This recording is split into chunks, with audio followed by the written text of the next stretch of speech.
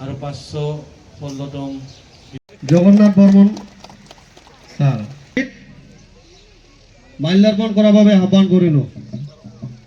আর সহযোগ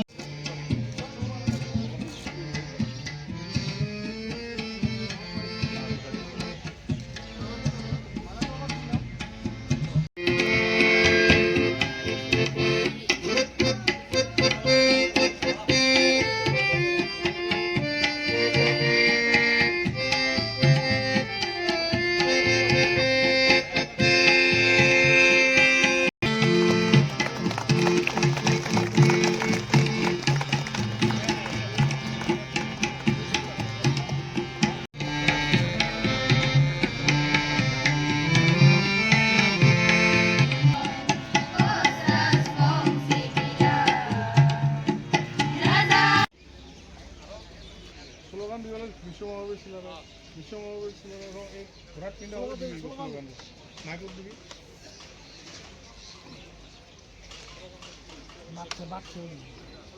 ছিলেরাই কি বিশ্ব মহাবীর ছিলেরাই কি বিশ্ব মহাবীর ছিলেরাই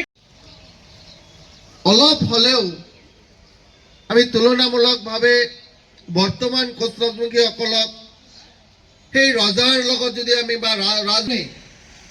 আমাৰ